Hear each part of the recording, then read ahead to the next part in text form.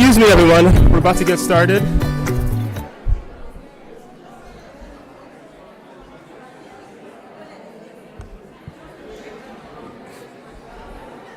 Excuse me.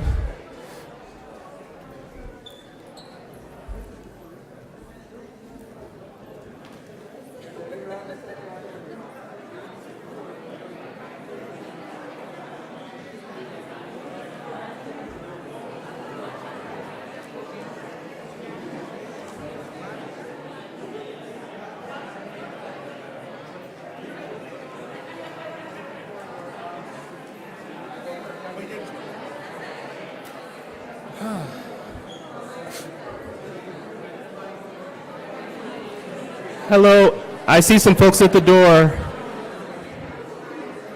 Can we please get seated as quickly as possible?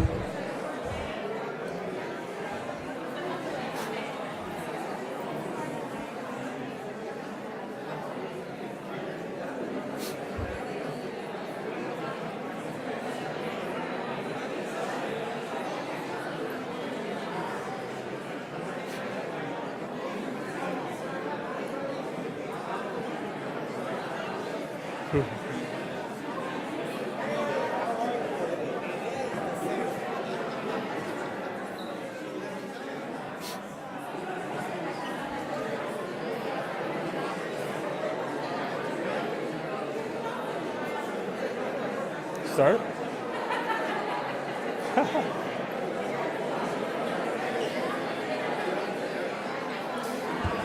Excuse me, excuse me. Excuse me. Excuse me. Hey, everyone. So lovely to see all of you. We're about to get started. Thank you so much.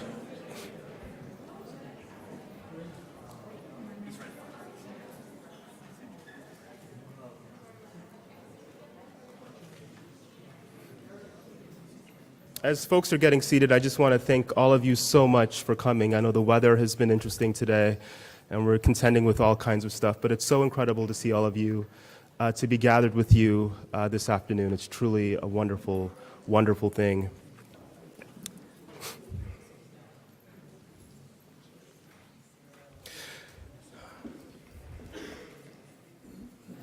Well, I would like to welcome all of you to the 46th Annual Letelier-Moffitt Human Rights Awards, both to everyone in this beautiful room and to all of you joining online. I am IPS Executive Director Tope Falarin.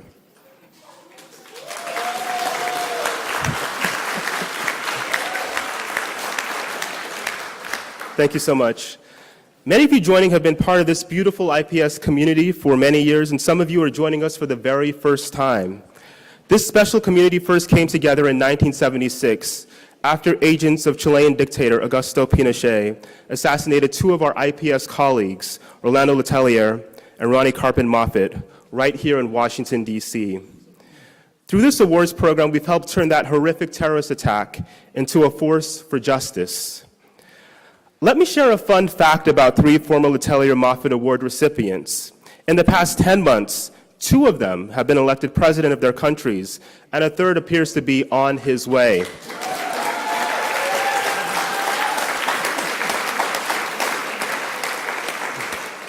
In 2012, we presented the award to Chilean student movement, and 10 years later, a leader of that movement, Gabriel Boric, is president of Chile. Today, we are honored to be joined by President Boric's ambassador to the U.S., Juan Gabriel Valdez, who is... Hey. Thank you so much for joining us. Ambassador Valdez is a former IPS colleague of Orlando Letelier's, and we're thrilled to have him back in Washington. I should also mention that we are pleased to welcome the ambassadors of Cuba and Colombia, who are also with us tonight, and the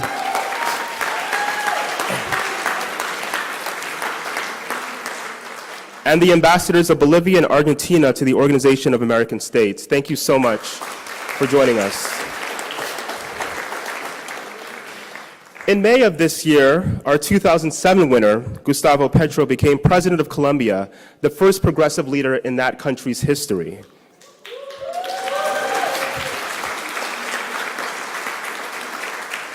And our 2003 winner, Lula, is heading into a runoff later this month as the favorite to win Brazil's presidential election. So I want to say, keep a close watch on this year's Letelier-Moffitt winners. They may become president of their countries one day. Who knows? Our world is facing multiple crises, but tonight we focus on heroes, on vital struggles for justice, and on victories for workers and for equality. After this brief ceremony, I invite those of you here in person who are so inclined to join me and the IPS staff and board to march 4 blocks to Sheridan Circle and lay flowers on the monument to Ronnie Carpin-Moffitt and Orlando Letelier. We'll be joined by Ronnie's niece, Rebecca Carpin, who worked with us at IPS over this past summer. I want to thank Rebecca for being part of the next generation of human rights defenders.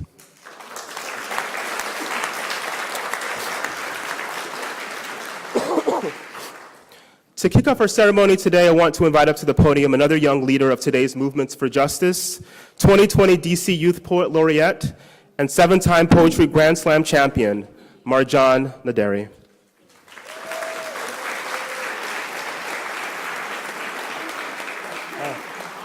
Thank you so much for joining us. I would like you all to repeat after me. Peace. Peace. Love. Love. Family. Family. Peace. Peace. Love. Love. Family. Family. Peace. Peace. Love. Love. Family. Family. And now we're all here in peace, love, and as a family. Ladies and gentlemen, welcome. My name is Marjan Naderi. I am so excited to be reading poems for you all. Thank you for having me. This first poem is entitled, Let Us Feast.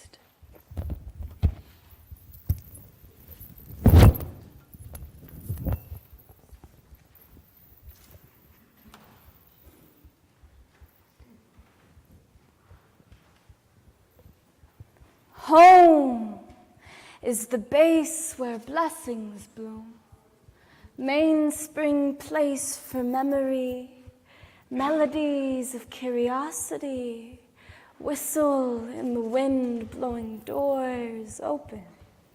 With keys as teeth, our mouths shape into welcoming. Khush amadi, lascavo próximo. We, the newcomers, come with stories in our smiles. We come with recipes of rhythm and prayer. When our bellies rumbled in war, we learned to feed our neighbors with love. Let us feast.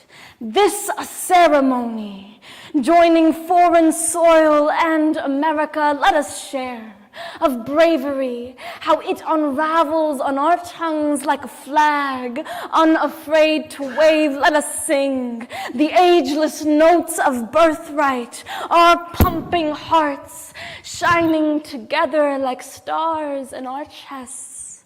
We dance to the ageless notes of birthrights until we are one in each other. Until our bones know the language of home.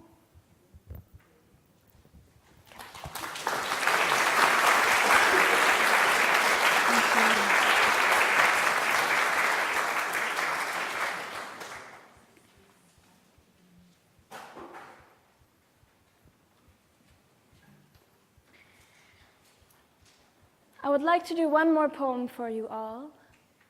And the second poem is entitled An Alternate Heaven for Refugees. And I wrote this poem in response to a lot of the political conversation in 2016. My homeland, Afghanistan, is currently experiencing a great amount of turmoil. In fact, 98% of the population is now malnourished. And a few weeks ago, I received phone calls that many of my family members have died from malnourishment. And so I read this poem in honor of them, and I invite you all to join me on this journey back home and to bring these stories here to DC.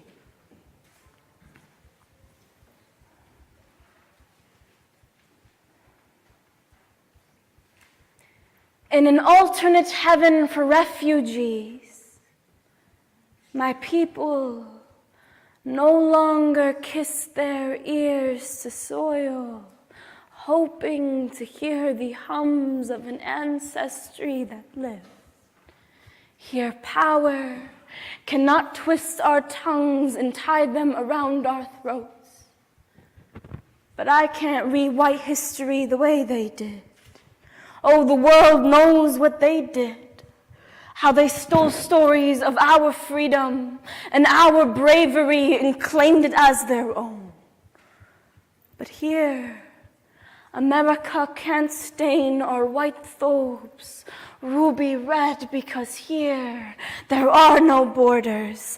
Do not call us dead, call us alive, because now we have the right to exist anywhere, whether we call it home, or mosque, or church, or synagogue, or human love. If it grows here, it knows its place in history.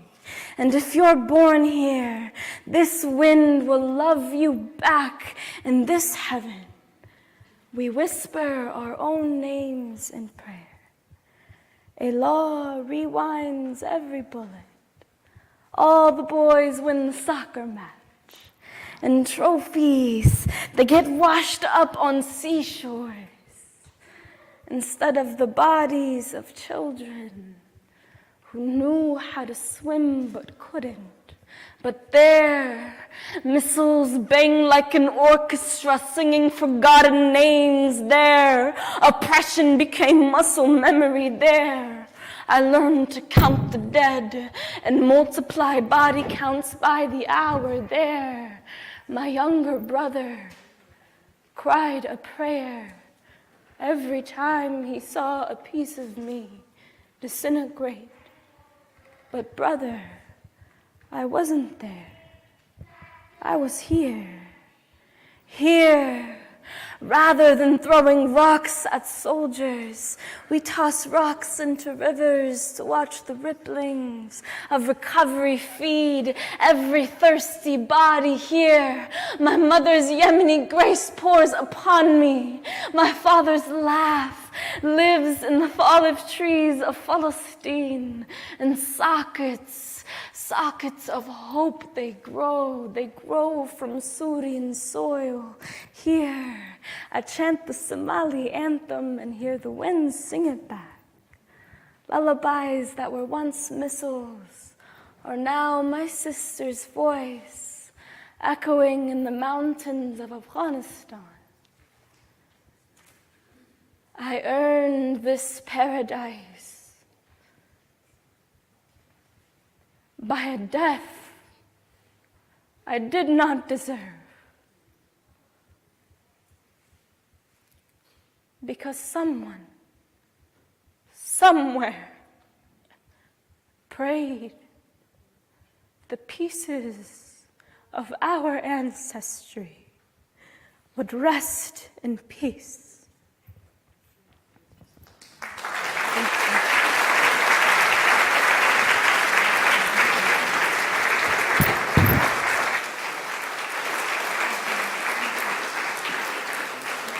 That was truly incredible. Thank you so much, Marjan, for that incredible poem.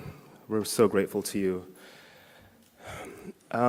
Before we present the first award, I want to invite former IPS director and current senior advisor, John Cavanna, to recognize one other person who is here with us tonight.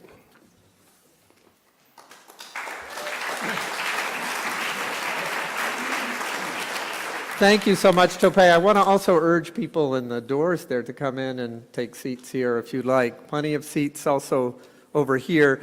Thank you so much, Tope. I can't tell you all, many of whom I've seen for 39 years here, what a joy it is to continue at IPS, but in a new capacity under such dynamic leadership of Tope Folarin. So let's hear it for Tope Folarin.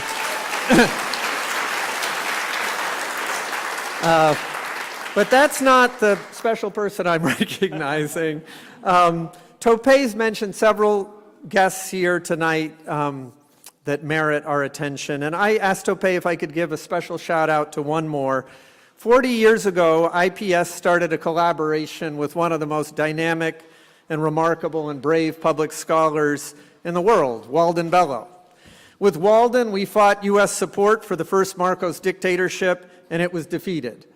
Well, today, after his stint in the Philippine Congress, he's about to be arraigned in his country in 2 weeks for the very serious charge of cyber libel for comments he made during his recent vice presidential run against a second Marcos dictatorship, this time the original Marcos' son running and winning with the daughter of dictator Duterte.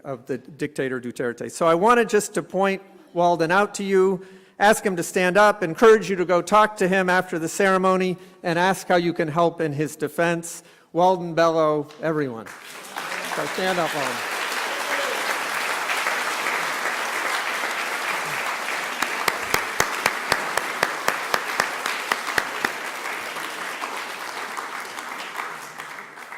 Thank you so much for that, John, and Walden, welcome. Thank you so much for joining us. Part of what is special about the United States Congress since the great citizen uprisings after the 2016 election of He Who Will Not Be Named has been the election of extraordinary people who come from the ranks of organizers and fighters for justice.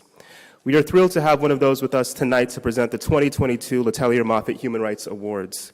This man arrived in Chicago from Mexico in 1965 and has lived a life of building coalitions between brown, black, and white, and fighting for the rights of working people and of Latinos and Latinas in Chicago, in Illinois, in the United States, and globally.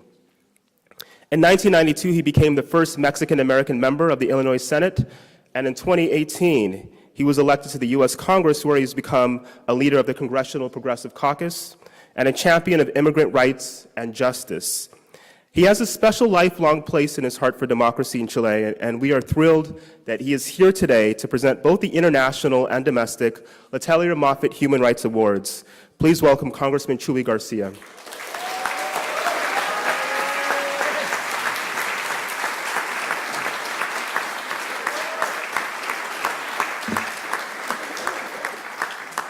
Buenas tardes, and thank you, Tope. Good evening, everyone. I am, of course, extremely honored to be here today with all of you, and I'm especially honored to represent these awards because of their history and the connection, personal connection to mine. I immigrated from Mexico as a young boy to Chicago, and I was a teenager in Chicago when Augusto Pinochet launched a reign of terror that took the lives of thousands of Chileans, including those of Orlando Letelier and Ronnie Carpman Moffitt. The coup in Chile was a formative experience for me. It showed me the fragility of democracy and the power of multinational economic interests. President Salvador Allende had been democratically elected, but when he implemented policies that the U.S. government and U.S.-based corporations didn't like, a coup was staged against him and led by people at the University of Chicago. So back in Chicago, I got involved with the Chicago Committee to Save Lives in Chile, and I participated in demonstrations to cut off military aid to the dictatorship in Chile and other tactics to stop human rights abuses. And of course, I know that many of you here today and those who are watching online were also involved in this international solidarity movement. It took a long time, but it had a real impact. Chile is now a strong democracy, and Pinochet died in disgrace under house arrest, facing hundreds of criminal charges. By establishing the Letelier-Moffitt Awards, the Institute for Political Studies helped turn a horrific terrorist attack that killed the colleagues into a force for justice, lifting up human rights champions in the U.S. and in Latin America. And today, I have the honor of recognizing two inspiring organizations that exemplify the solidarity and the courage needed to spur progressive change. First, I present the 2022 Letelier-Moffitt International Human Rights Award to the Movimiento por Nuestros Desaparecidos en Mexico, a movement of thousands of families of the disappeared across Mexico. The members of this movimiento have been searching for truth and justice in the case of their disappeared loved ones since 2015. Diana Iris, Marta Camacho, Virginia Garay, and Marisol Esquivel are here today to accept the award on behalf of the Movimiento. Movimiento means movement. These courageous leaders share the pain of having a disappeared child.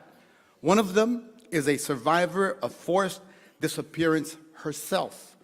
But despite their pain, they have found courage to advocate for change and in how the Mexican government investigates disappearances. And their work is more important than ever. In May, Mexico reached a grim milestone of over 100,000 registered disappearances.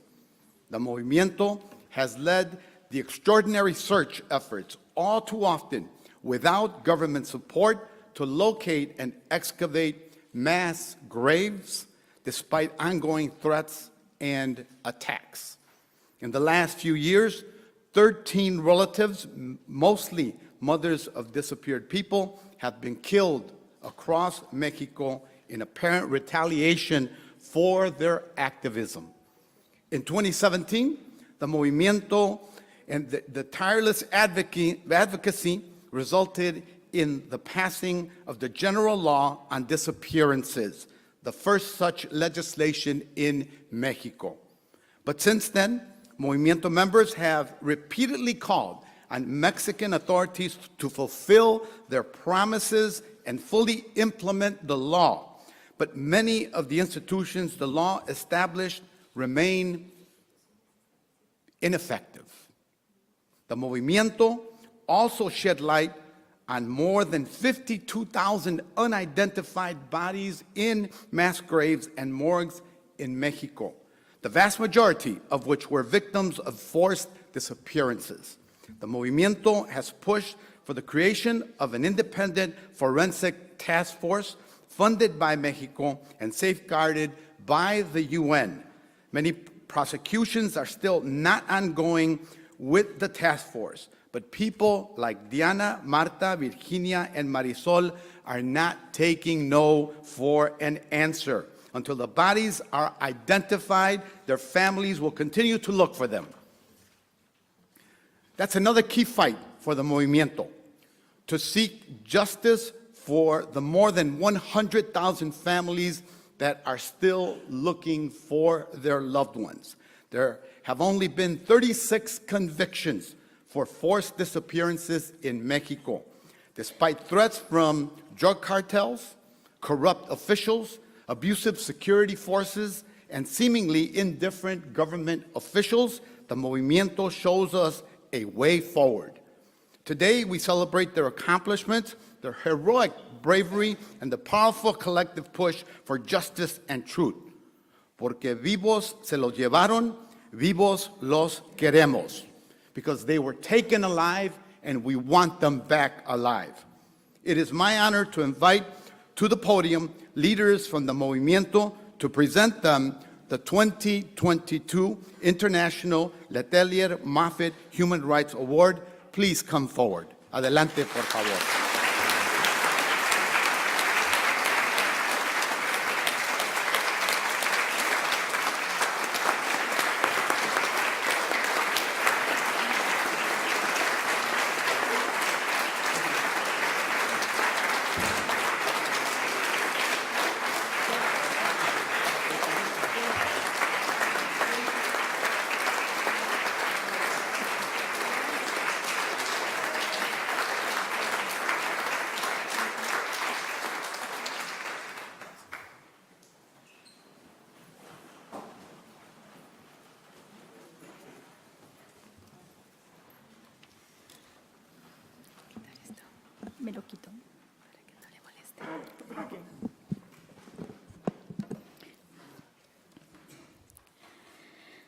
Buenas tardes. Desde el Movimiento por Nuestros Desaparecidos en México, agradecemos al Instituto de Estudios Políticos por esta distinción. También agradecemos al señor Chuy. Gracias por sus palabras de apoyo. Nos honra recibir esta distinción y lo hacemos a nombre de miles de familias que estamos buscando a nuestros seres queridos desaparecidos a lo largo de estos años.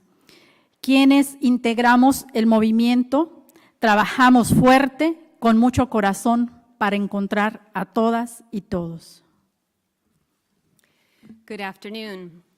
We at the Movement for Our Disappeared in Mexico are grateful for this recognition from the Institute for Policy Studies, and thank you so much, Congressman Chuy Garcia, for your words of support.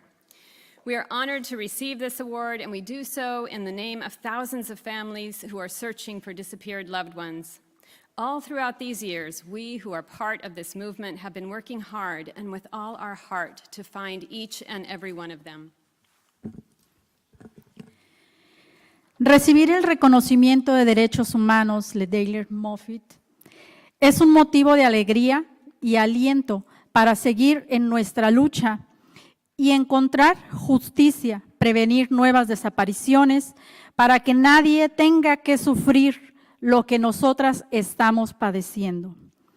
Este es un reconocimiento a nuestro trabajo, lo recibimos como respaldo a nuestras demandas en un contexto de grave crisis de derechos humanos.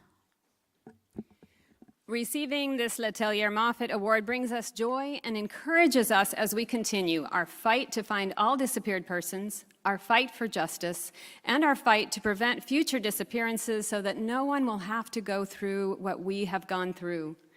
It is a recognition of our work, and we take it as a validation of our demands in this context of grave human rights crises.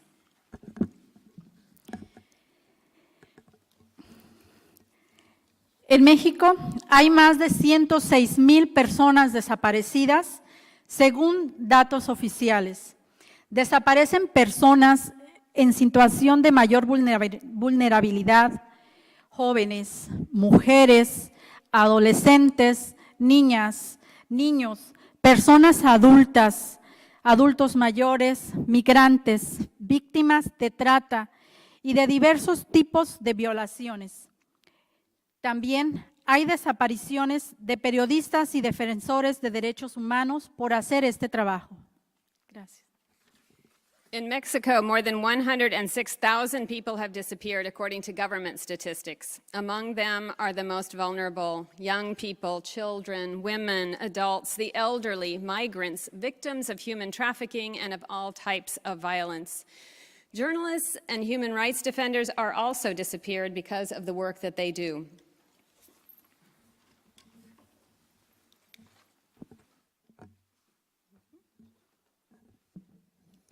México registra desapariciones forzadas contra disidentes sociales desde la década de los 60. Los familiares se organizaron y comenzaron a buscar a sus seres queridos en cuarteles militares. Desde entonces, sabemos que involucrar a militares en labores de seguridad pública es una estrategia contraria a los derechos humanos. Las desapariciones se agudizaron desde 2006 con la fallida guerra contra el crimen organizado. In Mexico, the forced disappearance of social dissidents began in the 1960s. In those days, family members organized and began to search for their loved ones at military bases. We have known since that time that using the military to carry out public security work is a strategy that is inconsistent with human rights. The number of disappearances have skyrocketed since 2006 with the failed war against organized crime.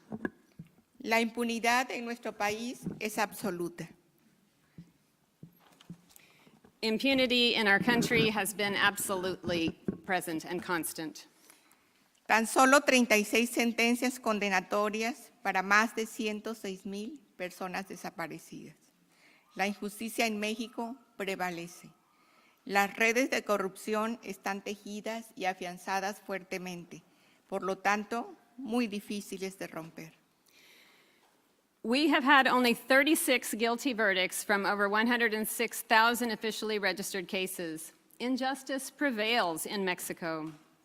The networks of corruption are woven tightly, they are strong and difficult to break. Además de esta crisis de desapariciones, vivimos una grave crisis forense en materia de identificación humana. Oficialmente hay más de 52,000 personas fallecidas sin identificar. Seguramente hay muchas más, porque los registros no son confiables. Todos los días nuevas fosas clandestinas son halladas. En la mayoría de los casos las encontramos nosotras mismas como buscadoras. In addition to the problem of disappearances, there's a serious crisis of forensic capacity for identifying human remains. According to government records, more than 52,000 bodies have been found but not identified. And there are surely many more because the records are not reliable. Every day, new clandestine graves are found, but in most cases, we, the searchers, are the ones who find them. La búsqueda de nuestros seres queridos nos trae riesgos. Recibimos ataques y amenazas por nuestra labor.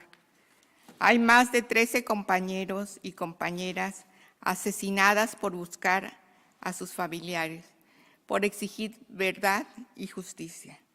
Honrando su memoria y a las que ya se nos fueron, se nos adelantaron por enfermedades o por vivir este flagelo, dedicamos esta distinción. The search for our loved ones carries risks. We are attacked and threatened for our work. More than 13 of our sisters and brothers have been murdered in recent years for looking for their family members and for demanding truth and justice. We dedicate this award to them and to others who have died on the way. Soy Diana Iris y busco a mi hijo Daniel Cantú Iris, que desapareció desde hace 15 años, un 21 de febrero de 2007, en Coahuila, México. Muchas gracias. My name is Diana Iris, and I'm looking for my son, Daniel, who disappeared on February 21st, 2017 in Coahuila, Mexico.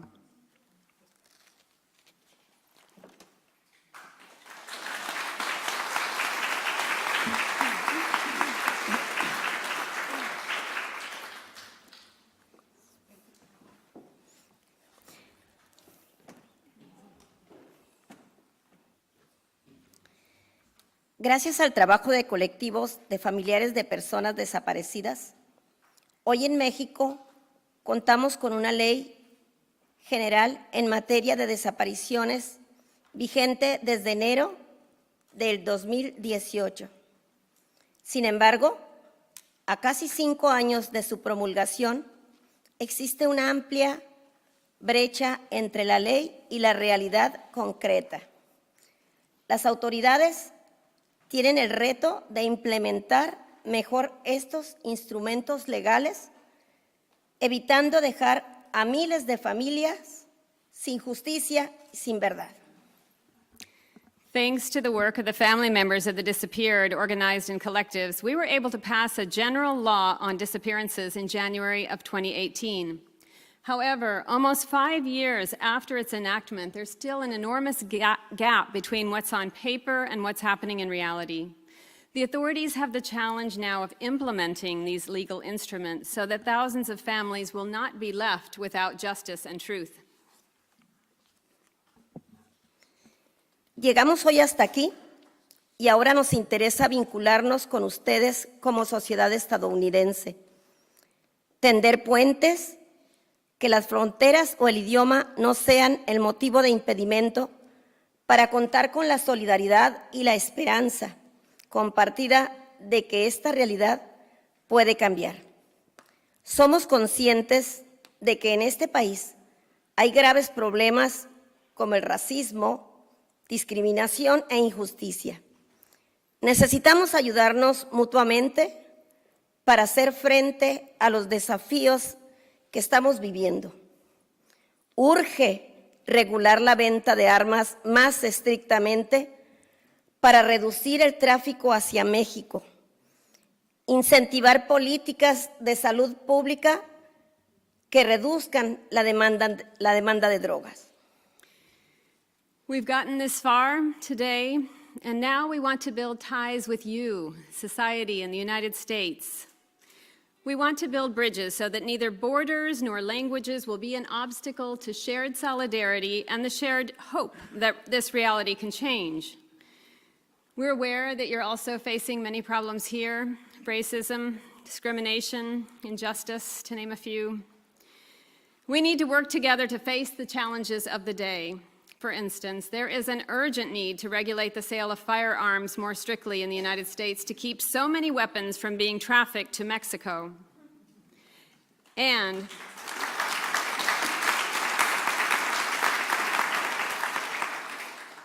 we must prioritize public health policies that reduce the demand for drugs.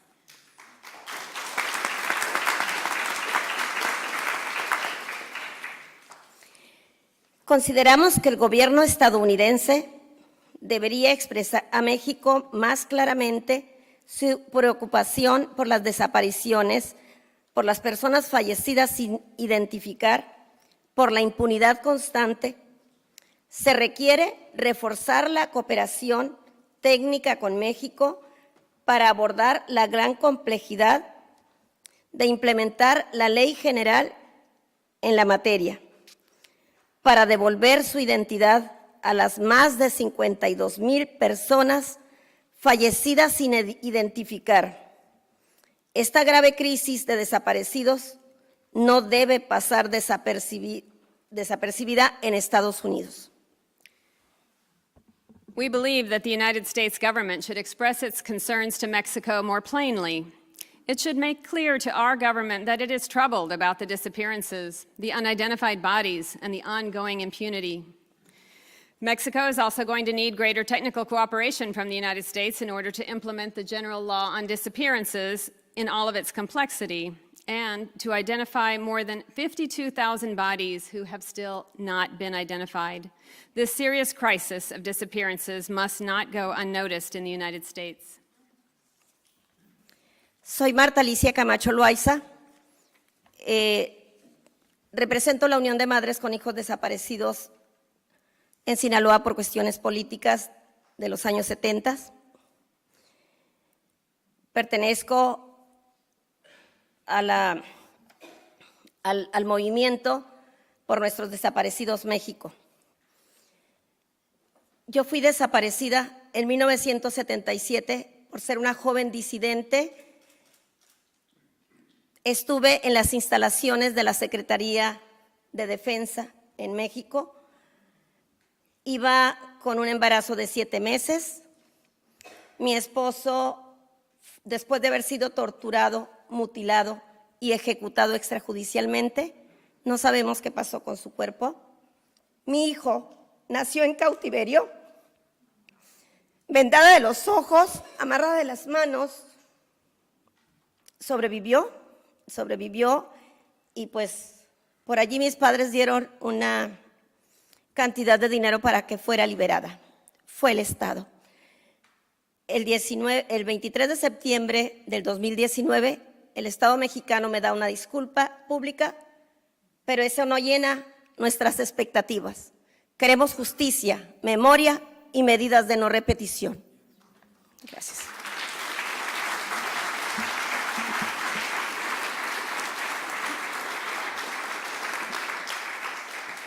My name is Marta Alicia Camacho, and I'm a representative of the Union of Mothers with Disappeared Children of Sinaloa.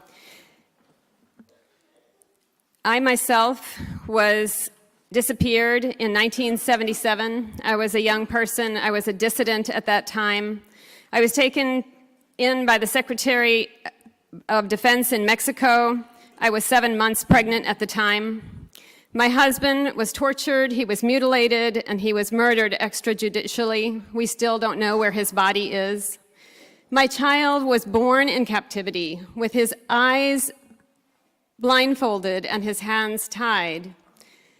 He survived because my mother went and paid a certain amount of money for him to be freed. In September 23rd, 2019, I received a public apology from the government, but that is not enough. What we want is justice. We want historic memory to be clear, and we want measures so that this never happens again.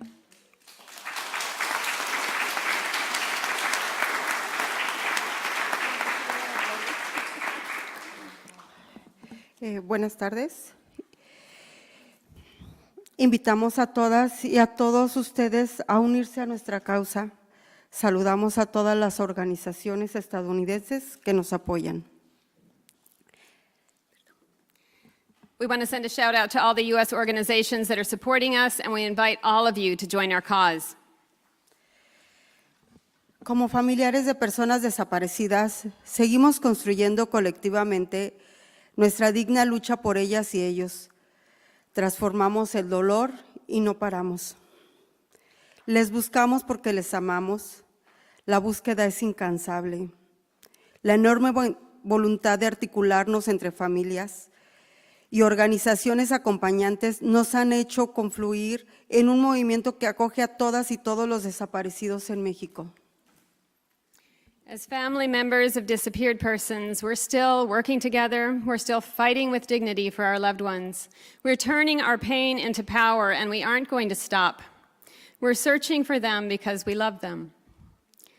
Thanks to the tireless work of family members and the enormous desire of both family members and accompanying organizations to organize and work together, we have been able to converge into a single movement in the search for all of Mexico's disappeared.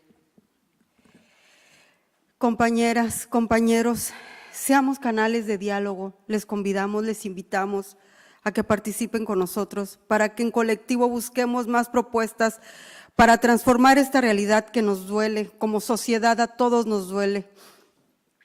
Siendo aliados en transformar esta situación e impulsar el bien humanitario, ayudémonos a robustecer y consolidar lo que hasta este momento se ha logrado. Porque vivos se los llevaron. Vivos los queremos. Porque vivos se los llevaron. Vivos los queremos. ¿Por qué los buscamos? Porque los amamos. Hasta encontrarles. Hasta encontrarles. ¿Qué queremos? Justicia. ¿Qué queremos? Justicia. ¿Cuándo?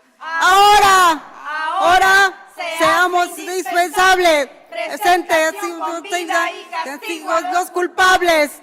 Ahora se hace indispensable. Presentes con vida y consigo los culpables.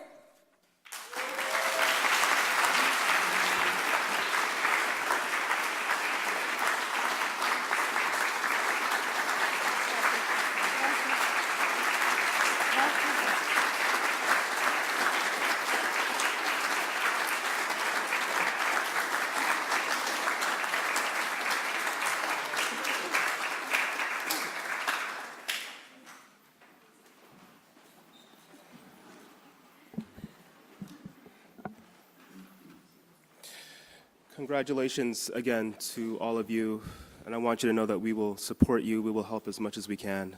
Thank you so much. Of course. I think this one's yours. My job as ED has been helped immeasurably since day one by the woman who succeeded me as board chair of IPS, Sarita Gupta. Sarita ran our dear ally Jobs with Justice until she turned over the reins to the great Erica Smiley. Sarita then built the worker rights program of the Ford Foundation, where she now stands proudly as one of its vice presidents. Please welcome Sarita Gupta.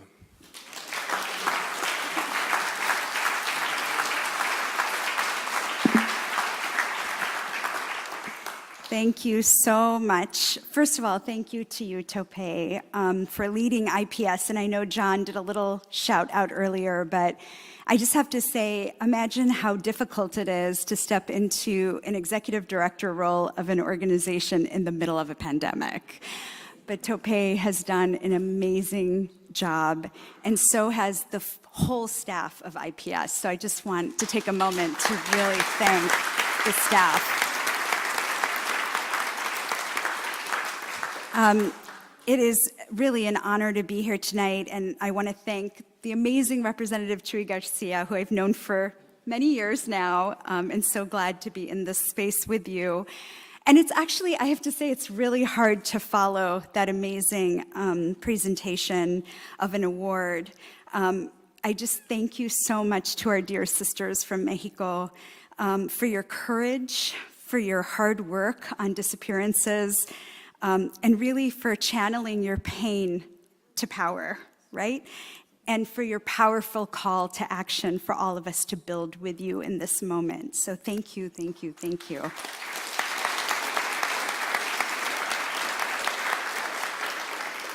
I am so honored to be the board chair of the Institute for Policy Studies. Ever since I met IPS close to 2 decades ago when I was a young organizer in Chicago, they have assisted Jobs with Justice in its mission to advance the rights of workers, and I have absolutely adored the work that they do with social movements in a variety of ways through what they call public scholarship. Thanks to IPS, the 22-year-old me learned about globalization and understanding the global economy. And I could go on about the many, many ways in which IPS has been a huge, huge asset in our movement. And as many of you have experienced, a lot of what IPS does is what we call solidarity, right?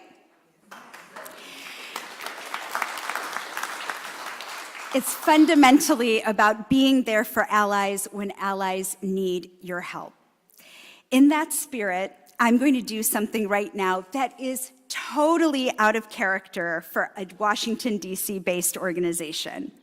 I want to first off thank all of you who have generously donated to IPS. We thank you so much for your support. But tonight, I'm not going to ask you to donate to IPS again. Instead, Topay and the IPS board and staff have decided that any extra funds we raise today will go to the amazing Amazon labor union that you are about to meet, and to the Mexican Movimiento, which you have just met and heard from. Both of them have extremely urgent needs, and if they're to continue to meet the needs of their members, we really need to step up and support them. So before you leave tonight and bring a flower to Sheridan Circle, which I hope you'll all join us in doing, I want to ask all of you who can to donate once again to the amazing organizations. IPS staff will be holding baskets at the door as you leave, and I promise you it'll be one of the best investments you can make. So let me end with a personal note to Chris and to Derek and the 8,300 workers they're organizing at the Amazon warehouse on Staten Island. I know how hard you two are working right now for that agreement that will win serious improvements in the lives of your members. I know, I can only imagine, the burden of expectations that you are holding, of millions of Americans who watch you inspire a whole new generation of labor leaders in this country. Do know that you are deeply appreciated, how much you are supported, and never hesitate to ask for the help that you need. We are truly indebted to you. Thank you, and I'm going to hand it back to you, Topay. Please, please donate tonight.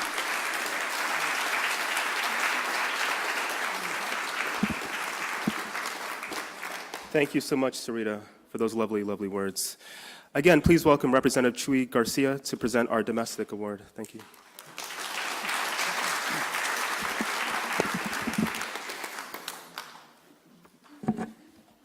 So earlier, I mentioned the lessons I learned from Chile solidarity activism.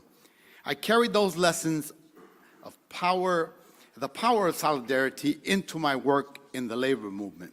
I learned early on that when unions fight, workers win.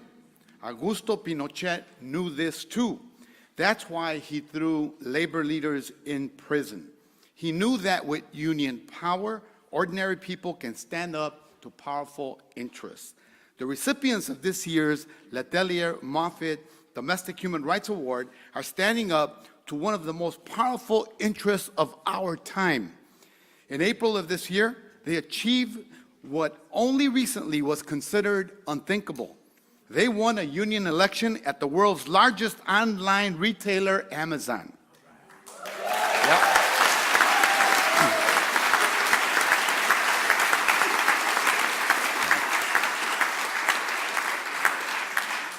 That's big. Nobody predicted the Amazon labor union would prevail over the financial firepower and intense intimidation tactics of this giant corporation. And yet, through courage, creativity, and passion, they did, becoming a beacon of hope for millions of other workers. Let me give you just one example. Workers at a Home Depot store in Philadelphia who were inspired by the Amazon labor union recently announced a campaign for that company's first union. And the ripple, yeah.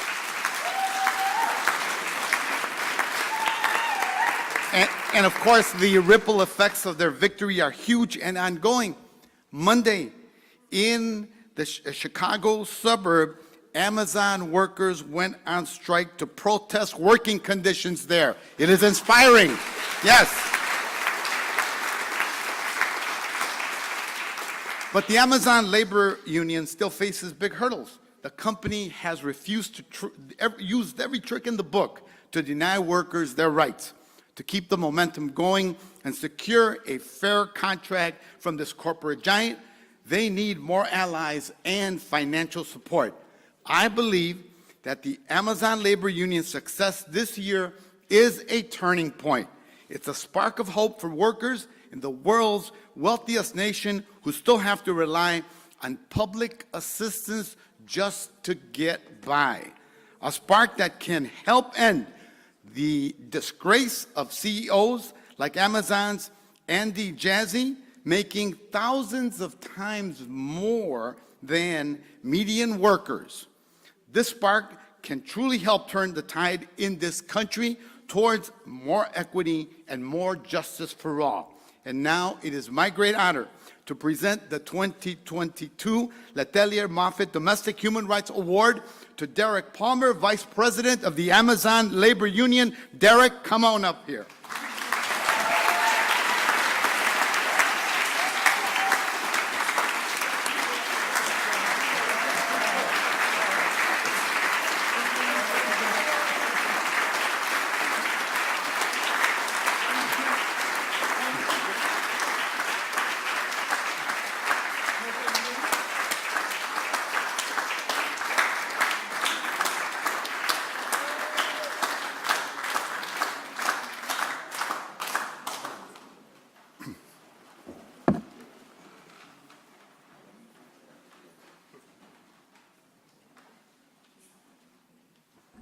I'm not Derek, but I'll introduce myself. I wasn't really supposed to be here. I was putting our Secretary of Labor in an emergency 911 meeting. So, yeah, Derek Palmer, I wouldn't be here if it wasn't for my brother. And that's the truth. You know, honestly, this award does go to him because without Derek, we wouldn't be having this conversation. I'll tell you that right now. I worked at Amazon 2015, opened up 3 buildings, New York, New Jersey, Connecticut. Met Derek when I went to JFK in 2018. When I got transferred from night shift to day shift, Derek was one of my best employees in my department. We worked together every day up until the point where COVID-19 came into play. And that's when we both decided to take a stance. We said, Amazon, you know, we're not going to stand with coming to work, being unprotected. And when they told me as a supervisor not to tell somebody like Derek in my department and the whole entire building, not to tell them that people were coming to work positive, I couldn't stand with that. That was my last day working for Amazon. That was March of 2020, yeah. So, yeah, me and Derek, we went home to my apartment and we sat and we thought about ways that we can fight back. At the time, wasn't trying to lose my job, but we knew we had to take a risk in some way. So we decided to not go to work for the remainder of the week. We decided to go to the cafeteria and march on the boss every morning. We galvanized the workers in the cafeteria every day. That group started to grow over time. Every day got bigger and bigger. And at the end of the week, they ain't quarantined Derek. They quarantined me and only me. None of the other workers, none of the 600 workers in my outbound department, none of the 8,000 workers that at JFK, it was just me, myself. And it didn't make any sense, especially back then during COVID. New York City was the epicenter of the world. People were dying in New York City every 15 minutes. There was no vaccine. We were deemed as essential workers. We had a letter to carry to work from Amazon, meaning that there was nobody on the highway but Amazon workers at one point in time. And we had a letter that if we got pulled over for even being outside, we were supposed to hand that over. Deemed as essential workers, deemed as heroes. Didn't make any sense to me. So when they quarantined me, we, once again, me and Derek sat defeated because we thought that Amazon, they silenced us. It was over. It was nothing they could do, nothing me and him could do. I'm quarantined now. I can't go back to the building. And the movement that we had, the momentum that we have is going to just evaporate. But we decided to say, you know what, the hell with that. Let's put together this walkout. And yes, I had to tweet the other day because Amazon quoted that section of what I said to the media is that, yes, I had to lie to get the media out there for our walkout. We all know media doesn't cover labor the way it should be. And let me tell you, me calling any major media outlet, CNN, Fox, whatever, Democracy Now, didn't matter. It didn't matter at that time because nobody was listening to us. Trump was in office doing all this crazy stuff, and COVID was running rampant throughout the country and the world.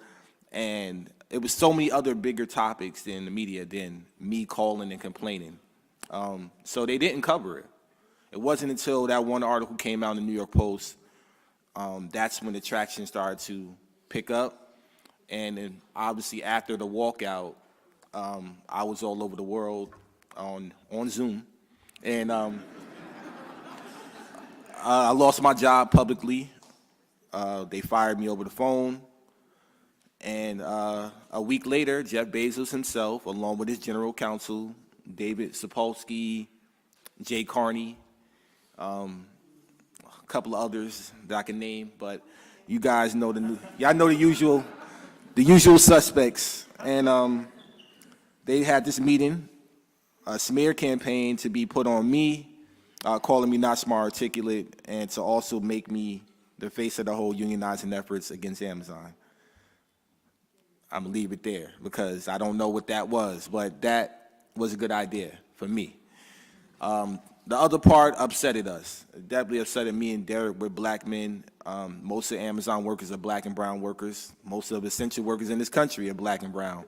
So to say that we're not smart or articulate, myself for speaking up, to say to the media that they rather answer questions pertaining around me than answer questions about health and safety concerns.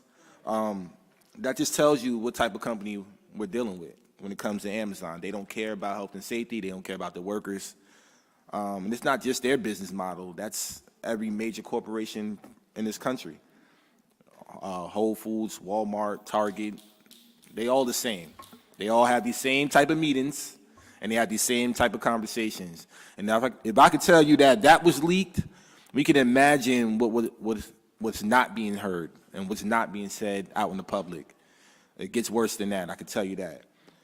So we took that opportunity to continue to fight. Me and Derek, we founded an organization called the Congress of Essential Workers, TCOEW. Workers from all different industries, all different backgrounds, all different movements. We came together on the picket lines throughout the pandemic, from New York City down to DC to Beverly Hills. We came to every Jeff Bezos mansion we could find on Google. And we started to advocate for workers' rights leading up until the first union drive in Alabama in Bessemer. And me and Derek, once again, we came back from Seattle. I think it was around that time, Seattle. And we decided that we're going to go down to Alabama and see what's going on the ground. So we drove 16 hours, just jumped in the car, drove 16 hours to Bessemer. We spent the week down there talking to workers, talking to the union leaders, talking to organizers, trying to figure out, you know, number one, we've never seen something like this done in years, this magnitude with this campaign. And number two, we want to understand how we can also not only help them win, but also advocate on a different scale and unionize and protect workers on a broader scale for us in New York. And what we learned, there's a lot of opportunities that we learned from, whether it was going with an established union or going the independent route. We just felt, as Amazon workers, we felt that the independent way would be sustainable for the type of organizing that we are now seeing with the Amazon Labor Union. And we came back home. Unfortunately, Alabama wasn't successful.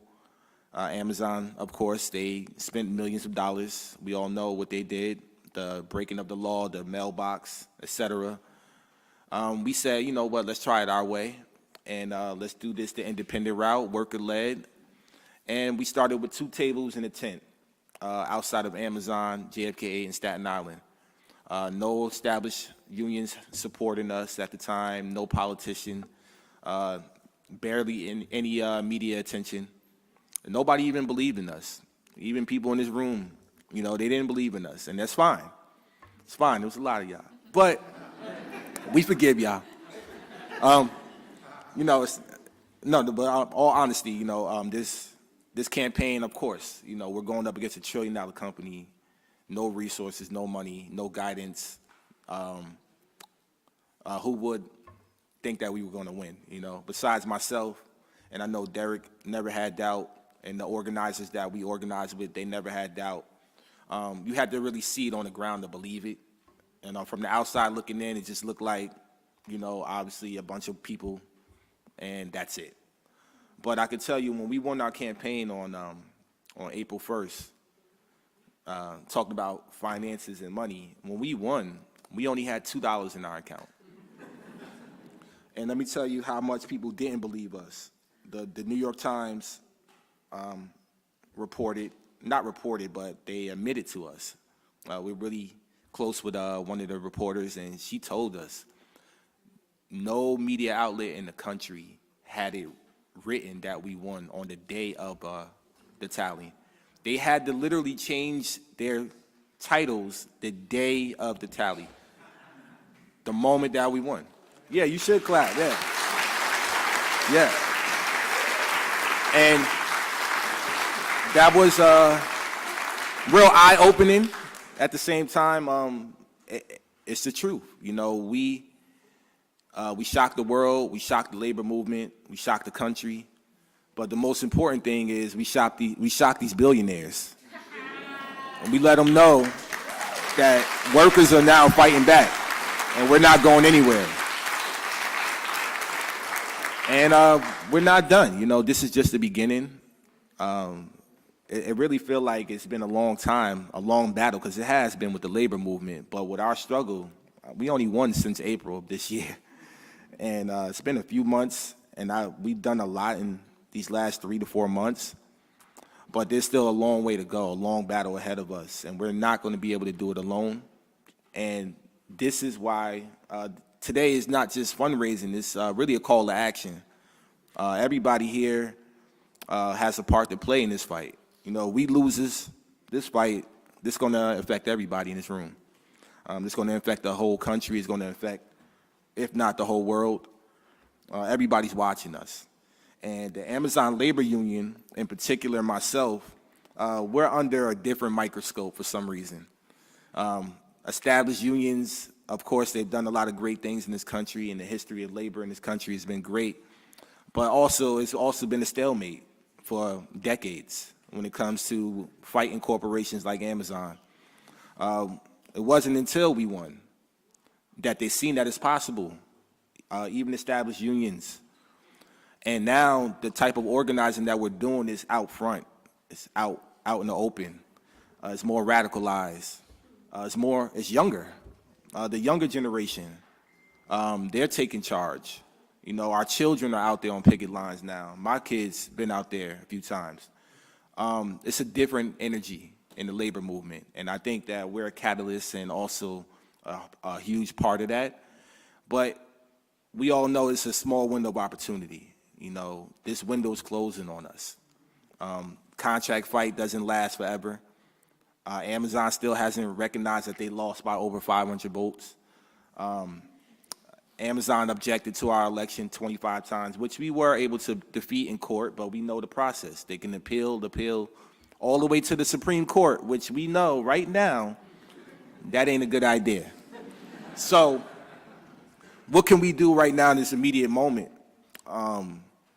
Besides us organizing on the ground, because you know we're going to do our part. We just launched our campaign in California yesterday.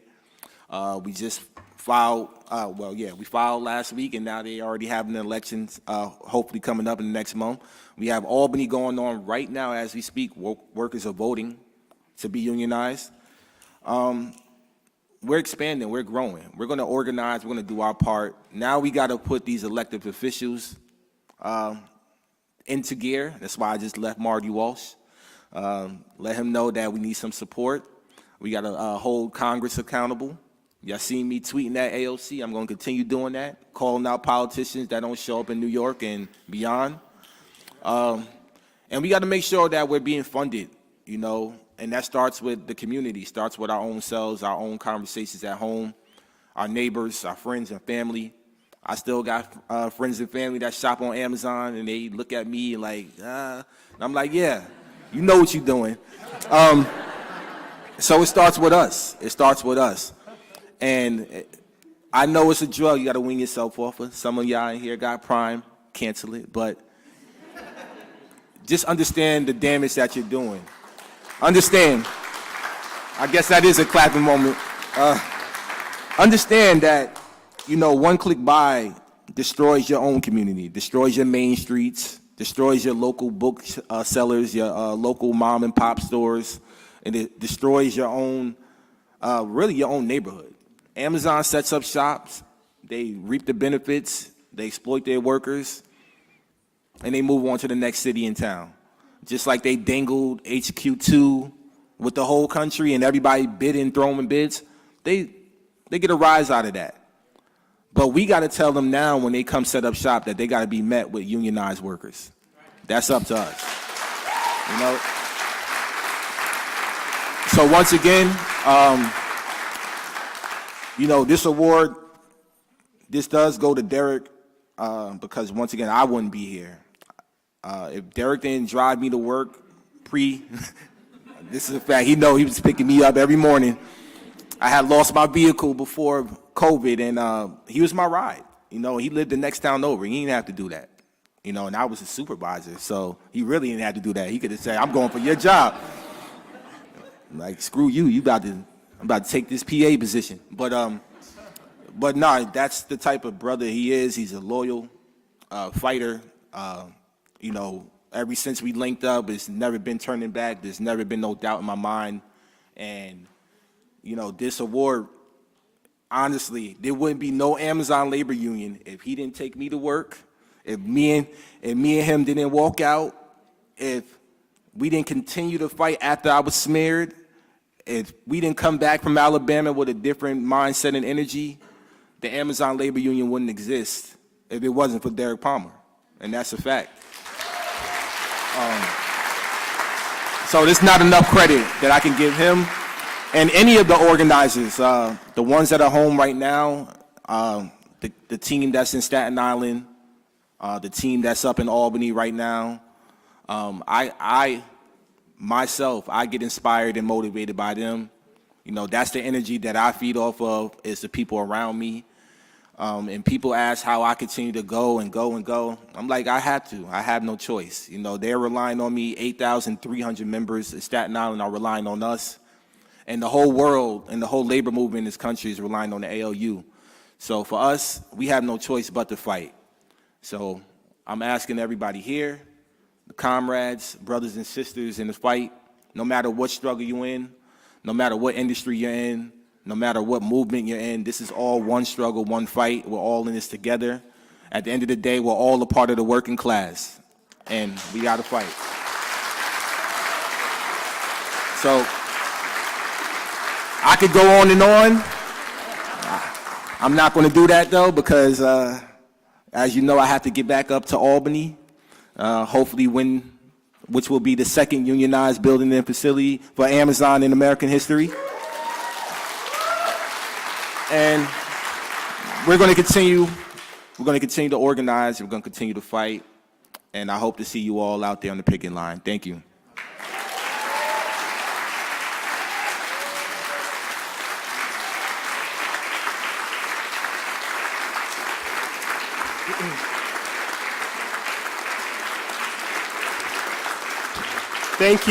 Thank you so much, Chris and Derek. Thank you, Chris, for organizing us. Much appreciated.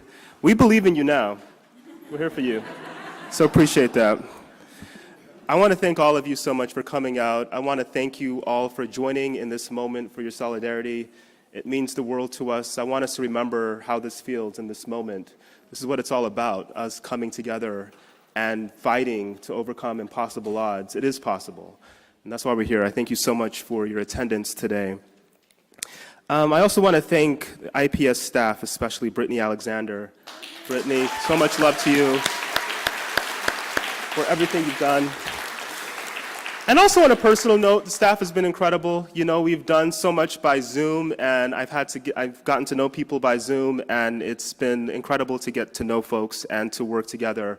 I have a long history with IPS. I started working at IPS back in 2010, and I can't tell you how joyful I am and excited I am to be in this position. So thank you so much to the staff of IPS.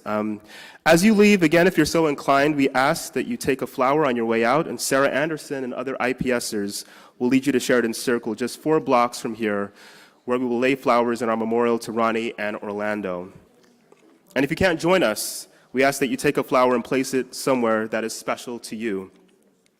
I think that many of you who are about to make a contribution to tonight's awardees, the Amazon Labor Union and the Mexican Movement, and there are IPS staff at the doors with baskets to collect your donations.